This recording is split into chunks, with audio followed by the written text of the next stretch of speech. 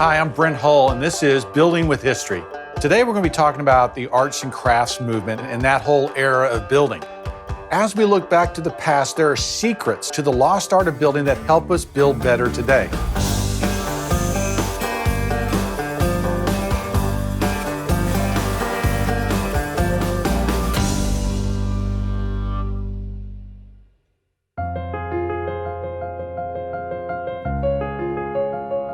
The arts and crafts movement is a period of time from the late 1890s up into the 1920s. It is a sociological revolution. As opposed to a time where a great technological change takes place, it was a change of feeling and mood in the country about how industrialized life had become. People like William Morris in England, Gustav Stickley, who spoke against the over-industrialized life.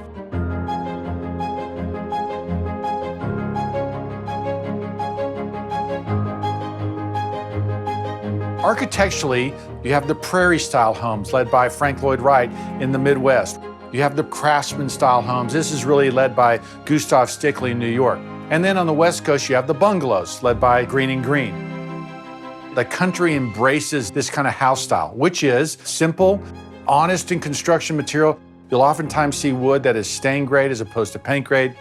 No false ornamentation like you would have seen in the Victorian era. So it's a rejection of that. So we're going to go look at a house today built by Charles Butcher.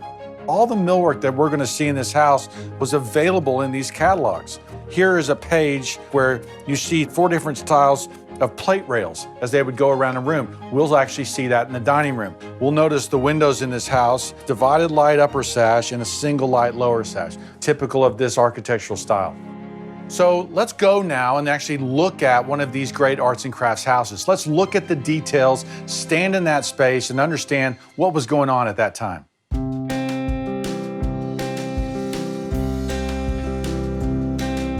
So we're in the historic Fairmount District, just bungalows after bungalows, all built up between 1900 and 1920. This house, built by Charles Butcher, was built in 1911. It's an excellent example of an arts and crafts style home. What are the details that make it that?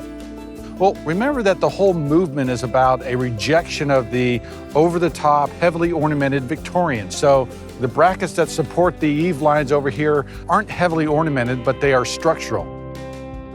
Notice too the false timbering up there between the dormer windows. That all harkens back to this early English Tudor period where things would have been made by hand and you would have seen the timbering between the stucco.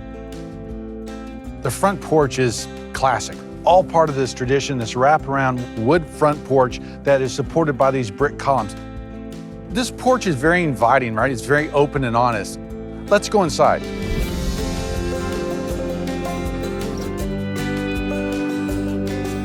Now we're in the dining room of this wonderful bungalow. In 1911, 1912, there really wasn't the modern kitchen that we know today. Most of the decorative cabinets were things like this. They're built-in furniture. The leaded glass, the butterfly hinges, really pretty examples of this here. Notice the beam ceiling. It reads as very arts and crafts. I love the plate rail. We don't see it very often. I see it advertised, I see it put into the magazines, but not all of these houses carry this detail. And to see this original plate rail in this house is just awesome. Now, I've never seen this detail where the top little header piece has this little cutout, which just adds a little bit of a shadow line, a little bit of a detail that's really kind of fun in my opinion. One of the most important features of old houses, especially from this period, are the windows. You'll notice on this window, we've got a 20 light window over one, okay? Saw that in the catalog. It's called a Queen Anne sash. It's developed during the Victorian period where you have a divided light upper and a single light lower. It's a fascinating system, this rope and pulley system where you have this weight inside the wall that supports the weight of the sash and it's able to lift up and down. And it was how air moved. And in fact, the upper sash would lower on one side, the lower sash would open on another side, and you'd actually have convection air moving through the house. It really was a functional system that isn't used today now that we have air conditioning. We need to realize that when these windows are refurbished and working well, they perform wonderfully and should be a feature that we retain. One thing that's interesting about fireplaces, there aren't a lot of wood mantles that go on these fireplaces. The reason why you see a brick-faced fireplace, and in fact the brick companies came out with a lot of designs for bricks, is because fire was a big hazard at this time.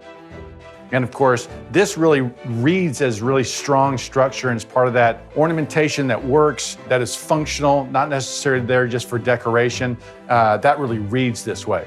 It's one of the features, in my opinion, that makes this house so great. So hopefully this was good inspiration for you. Maybe you're restoring an historic house, maybe you're about to build one. But now you understand the nuts and bolts of what goes into this style, and you can go out and build a great one yourself. I'm Brent Hull. Thanks for watching Building with History.